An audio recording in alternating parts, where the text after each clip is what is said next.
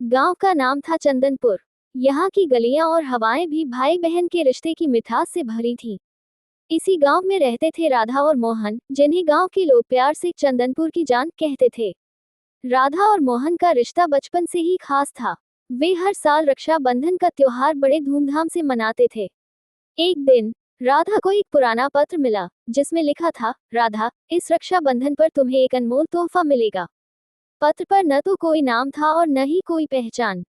ये पत्र राधा को हैरान कर गया।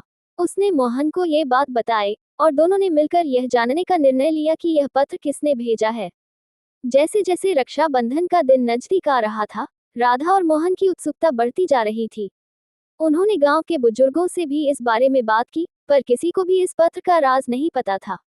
एक दिन राधा को अपने दादाजी की पुरानी डायरी मिली। उसमें एक किस्सा लिखा था, जिसमें एक रहस्यमय खजाने का जिक्र था। राधा और मोहन ने तय किया कि वे इस खजाने की खोज करेंगे। उन्होंने डायरी में मिले संकेतों का पालन किया और गांव के बाहर स्थित पुराने मंदिर की ओर बढ़े। मंदिर के पास उन्हें एक गुफा मिली। गुफा के अंदर जाते ही उन्हें एक ताले से बंद दरवाजा मिला। डायरी में लिखा था कि ताला खोलने के लिए भाई बहन को मिलकर एक मंत्र बोलना होगा। राधा और मोहन ने मंत्र पढ़ा और ताला खुल गया। दरवाजा खुलते ही उन्हें एक चमकता हुआ बक्सा दिखाई दिया। बक्से के अंदर एक सुंदर राखी और एक पत्र था। पत्र में लिखा था, ये राखी देवताओं द्वारा बनाई गई है और इसे बांधने से भाई बहन का रिश्ता अटूट हो जाएगा। राधा ने मोहन को राखी बांधी और मोहन ने वचन दिया कि वह हमेशा राधा की रक्षा करेगा। तभी वहां एक रोशनी प्रकट हुई और एक वृद्ध व्यक्ति प्रकट हुए। उन्होंने कहा, मैं तुम्हारे पूर्वज हूँ। ये खजाना तुम्हारे लिए ही था।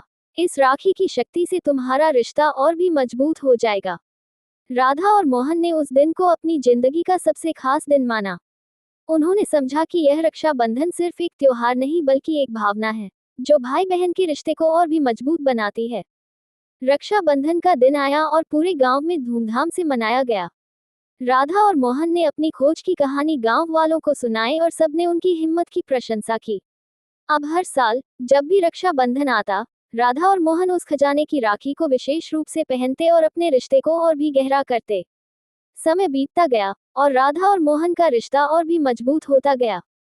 उन्होंने अपने बच्चों को भी यह कहानी सुनाई और सिखाया कि रक्षाबंधन का त्योहार सिर्फ एक धागे का बंधन नहीं है, बल्कि एक वादा है जो जीवन भर निभाना होता है। इस तरह चंदनपुर की गलियों में राधा और मोहन की कहानी एक मिसाल बन गई। हर भाई और बहन ने उनसे प्रेरणा ली और अपने रिश्ते को और भी मजबूत बनाने का संकल्प लिया। इस तरह रक्षाबंधन का त्योहार हर साल और भी खास होता गया और भाई बहन के रिश्ते की मिठास से चंदनपुर की हवाएं हमेशा महकती रहीं।